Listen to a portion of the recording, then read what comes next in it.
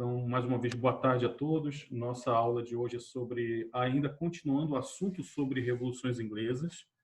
Vamos pegar aqui a parte final das revoluções inglesas, lembrando que quando a gente fala de revoluções inglesas, isso no século XVIII, né, 17, perdão, que é de 1649 até 1689, né, quase 50 anos, né, de, de revolução.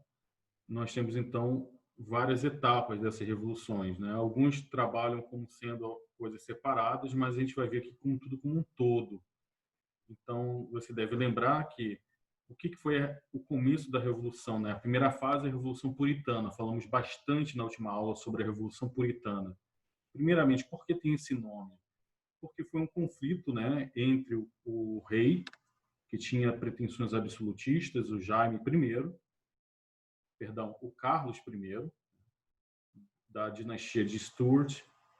Esse rei ele tinha pretensões absolutistas e ele entra em conflito com o parlamento britânico, porque lá na Inglaterra, desde o século XII para o XIII, que tem um órgão que limitava o poder do rei. O rei não tinha o poder absoluto como, por exemplo, na França, né? Dos Luíses, do Luís XIV. Então, ou mesmo na Espanha, onde você tinha um rei forte também, ou na Áustria. Então, na Inglaterra, a Inglaterra toma um caminho bem diferente do resto da Europa. Você tem sempre o que é a figura do rei, mas você também tem um parlamento para limitar o poder do rei. E como falei na aula anterior, isso data desde a Carta Magna, lá do João Sem Terra. Um rei fraco que só entrou para a história mesmo porque fez esse grande favor, meio que pressionado pelos nobres, porque ele era um rei fraco, mais ambicioso, tanto de conseguir terra na França, quanto de aumentar impostos sempre. Então, esse órgão, que vamos mais tarde será o parlamento, ele limita o poder do rei. E já estavam problemática a relação dos Stuart, que vinham de uma tradição católica, com o parlamento, que em sua maioria era protestante. Por isso é chamada Revolução Puritana, porque a maior parte dos membros do parlamento, da baixa Câmara dos Comuns, são burgueses. Os burgueses são, por tradição, protestantes. E os protestantes da Inglaterra são chamados de puritanos. Então, tem uma guerra civil entre os cavaleiros, que eram partidários do rei, a alta nobreza, e você tem, do outro lado, o New Model Army, dos cabeças redondas, dos protestantes, tinha até pessoas do povo também, né? E esse New Model Army, esse novo exército britânico, consegue vencer o exército do rei, né? Dos cavaleiros, que eram membros da alta nobreza. O rei é preso, ele é julgado, ele não aceita, até o parlamento abre concessões ao rei para negociar, para fazer concessões ao rei, mas o rei é irredutível. Ele não quer negociar com o parlamento, ele quer fazer valer o seu direito divino, absolutista, nem que para isso ele tem que morrer. E assim ele é julgado, então, como traidor do povo britânico, e então é decapitado em praça pública. Então nós temos o período que começa chamada República de Oliver Cromwell, que vai de 1649 até 1658. É o período da vida do Oliver Cromwell. Ele é o líder desse exército do parlamento. Ele era membro da baixa nobreza, associado principalmente aos protestantes e aos burgueses. Ele, então, vira um verdadeiro ditador dentro da Inglaterra. Ele não era o rei, ele é chamado de Lord Protetor, Lord Protector, uma espécie de regente na ausência do rei, mas é um período republicano, que, na verdade, é uma ditadura do Oliver Cromwell, uma ditadura personalizada. Ele chega até mesmo a impor a moralidade protestante ao país, a ponto de fechar os teatros ingleses, que eram tão populares na Inglaterra, né? A gente deve lembrar que essa é uma época do Shakespeare. Shakespeare estava escrevendo mais ou menos nessa época. E ele manda fechar os teatros. Então, porque eles achavam que isso era coisa do diabo, né? Então, mas aí ele vai ser lembrado pela Commonwealth, né, que é o governo republicano, que une a Escócia, a Inglaterra, a Irlanda, o Império Britânico além-mar, e é nesse momento que a Inglaterra começa a crescer economicamente, principalmente na questão marítima, porque ele coloca em 1650 uma lei chamada Atos de Navegação. O que consistia esses atos de navegação? Estabelecer que os produtos ingleses só poderiam ser comercializados por navios ingleses.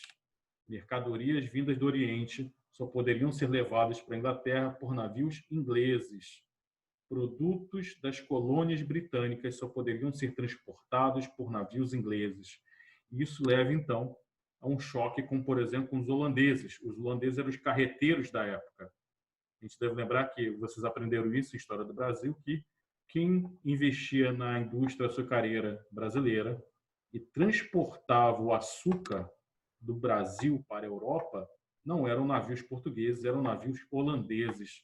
Isso entra em atrito com a Holanda e aí incentiva-se a construção de navios britânicos, cria-se essa indústria britânica de navios, fortalece a marinha, uma marinha que, além de mercante, é uma marinha de guerra também. Os ingleses não fazem distinção de marinha mercante e de marinha de guerra. Vencem a Holanda e aí, então, a Inglaterra se estabelece como grande potência naval e comercial do mundo. Quando Oliver Cromwell morre em 1658, quem o sucede é o seu filho, só que o filho dele não tinha nenhum traquejo político, não tinha o mesmo talento para governar, não era tão carismático quanto o pai. Então, ele não fica nem um ano durante o governo e ele simplesmente sai. Em menos de 2 anos, ele perde e retomada, então, a monarquia. A gente vai chamar esse período de restauração Stuart. Então, nós temos a Revolução Puritana, a República de Oliver Cromwell e a restauração Stuart, que serão os 2 reis da dinastia Stuart. O Carlos II, filho do decapitado Carlos I, ele então ele volta ao poder, né? Ele estava lá exilado na Europa, ele volta para a Inglaterra e restaurado no trono, mas ele estava numa corte absolutista na Europa, ele traz essa bagagem absolutista, ele católico, começa a entrar em atrito também com os protestantes e com os anglicanos, ele queria restabelecer a igreja católica, a gente deve lembrar que os escoceses têm por tradição católica. Então, nesse período, que é o do governo dele, surge 2 partidos no parlamento.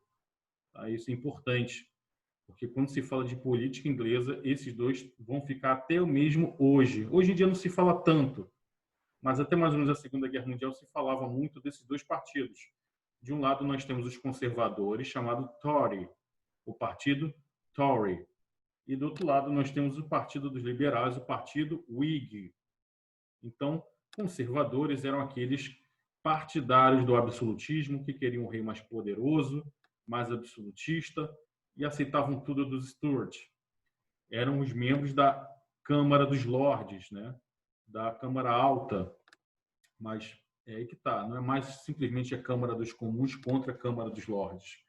Porque tanto de um lado quanto do outro você tem burgueses e lordes. Mas só que alguns lordes que vão ficar do lado do rei serão chamados de Tories. Tory. E os liberais chamados Whigs. Os Whigs são os liberais que se opunham ao rei. Eles queriam mais autonomia, sempre mais autonomia do parlamento. Eles queriam sempre limitar o poder do rei. Bom, esse Carlos II ele morre e sucede-se então Jaime II. Esse então mais católico ainda começa a perseguir protestantes, começa então a tentar desmobilizar a igreja anglicana, tenta restaurar a Inglaterra para ser um país católico. E aí então isso aí vai complicar a vida dele. Por quê? Ele é tão absolutista, tão autoritário, que os Whigs e os Tory, que eu acabei de falar, são esses 2 partidos. Curiosamente, o nome Whig e Tory vinha de grupos de bandidos, né? Então era como assim, um acusava o outro. Os Tory chamavam os Whig de Whig porque o Whig era uma espécie de bandoleiros escoceses, alguma coisa assim. E os Whigs chamavam os conservadores de Tory porque os Tory era uma gangue de bandoleiros da Irlanda, uma coisa assim. Então, eles sempre ficavam se acusando, eles se odiavam. Porém, diante de um rei realmente absolutista, que quer restaurar o absolutismo e até mesmo fechar o parlamento de novo, eles se unem. Então, secretamente, eles começam a manipular um golpe contra o Jaime II. Então, o Jaime II tinha uma filha, essa filha casou com o rei da Holanda, o Guilherme de Orange. E então, o parlamento manda uma carta, faz uma embaixada com Guilherme de Orange e pergunta se ele não quer ser o rei da Inglaterra. Ele aceita, monta-se um exército e invade a Inglaterra. O Jaime II, então, diante dessa invasão do Guilherme de Orange, apoiado pelo parlamento, o Jaime II simplesmente decide largar a toalha, jogar a toalha. Ele não entra na porrada com ninguém. Ele simplesmente aceita pacificamente. Ele sabe que perdeu. Por isso, essa segunda revolução, a Revolução Gloriosa, é chamada assim porque não teve derramamento de sangue, não teve guerra. Simplesmente o exército do Guilherme de Orange, apoiado pelo parlamento, chegou na Inglaterra e falou: Jaime, acabou para você, sai daí. O Jaime, então, é exilado na Europa, né? Ele recebe, claro, uma mesada boa para ficar quieto da Inglaterra, e quem é levado ao poder é o Guilherme de Orange, chamado Guilherme III. Então, o que ele faz para chegar ao poder? Ele simplesmente aceita tudo que o parlamento impõe a ele. É isso que o parlamento queria, um rei que simplesmente aceitasse. Simples. E aí, então, se assina o Bill of Rights, ou Declaração de Direitos, que é esse, então, a Carta Magna mais atualizada. E essa aqui limita bastante o poder do rei, torna-se então ilegal, que já era, né? Já era, antes dos Stuart encrencarem, suspender leis, ou seja, se o rei não gostou de uma lei aprovada no parlamento e vai lá e cancela a lei, ele não poderia fazer isso. Ele não poderia aumentar os impostos para benefício da própria coroa. Ele não poderia levantar o exército em um momento de paz, como fez o antepassado deles, o Jaime I, né, que tentou, o Carlos I, que tentou levantar exército contra o parlamento. Isso era proibido. Eles também deram liberdade religiosa aos protestantes. A gente deve lembrar que a igreja anglicana é considerada uma igreja protestante, mas é uma igreja do Estado. Aqui está se dando liberdade religiosa para os puritanos e outras seitas. É claro que eu falo que seita, gente, não é de maneira nenhuma pejorativa, tá? São as denominações protestantes, tem várias, né? Quakers, por exemplo, os mais conservadoras, os Quakers, por exemplo, o certo seria Quaker. Não sei se vocês conhecem, claro que vocês conhecem, né? A aveia Quaker. Vocês já viram que está ilustrado uma figura de um senhor de idade, né? De cabelos longos, brancos. Ele é um exemplo de um membro dessa seita protestante, Quaker, quer dizer tremor.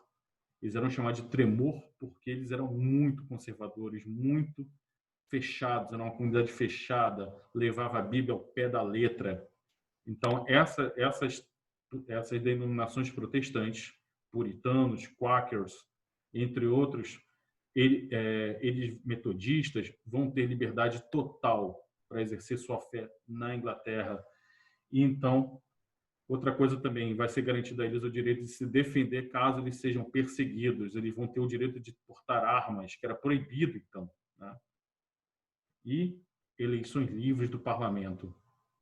Isso é muito importante. O rei não pode se intrometer na eleição da Câmara dos Comuns. Então, olha só, o rei agora vira quase uma figura de ornamentação, quase como é hoje na Inglaterra, né? Então, temos a Elizabeth, que a gente olha assim, pô, por que eles têm rainha se não serve para nada? Serve, cara, é a tradição, é a legitimação do governo, é o elo do moderno com o passado, e eles gostam, né? E isso que importa para eles. Então, gente, isso tudo aqui fez com que se consolidasse na Inglaterra o liberalismo, que foi essencial para a ascensão da burguesia, da pequena nobreza também, que aos poucos vai se aburguesando. Muitos nobres começam a ver que o negócio de explorar servo, camponês, sabe, ficar no campo não dá em nada, o negócio é investir mesmo em capital, investir em manufatura, em comércio. Então, você tem uma transformação social muito forte na Inglaterra. Então, o caminho político para a consolidação da burguesia, do capitalismo na Inglaterra, que vai levar a Inglaterra a ser a pioneira na Revolução Industrial, está aqui consolidada na Revolução Gloriosa. Então, para a gente recapitular, nós temos, então, a Revolução por Guerra Civil, que é a guerra do rei Carlos I de Stuart contra o parlamento. Ele é derrotado, decapitado durante a chamada Revolução Puritana. Entra a República de Oliver Cromwell. Em seguida, volta os Stuart, né, a restauração monárquica dos Stuarts. Jaime II, Carlos II. O Jaime II não aceita, né, ser capacho do parlamento, manipulou lá para voltar ao catolicismo e o absolutismo. E aí temos, então, entrando Guilherme de Orange, Guilherme III, na Revolução Gloriosa, que tem esse nome, porque não se derramou sangue, não teve uma guerra civil. Por isso ela é gloriosa.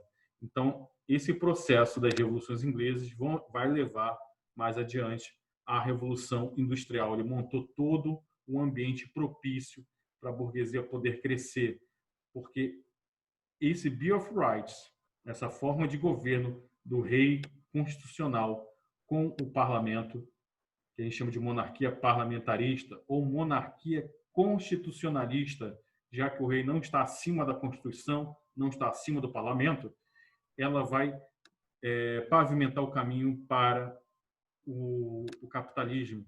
Então, chamamos também isso de revoluções burguesas, revolução liberal. Então, o que é o liberalismo? Muito se fala hoje em dia, né, na mídia sobre liberalismo. O governo atual se diz como sendo um governo liberal. O ministro da Economia, Paulo Guedes, se diz um liberal.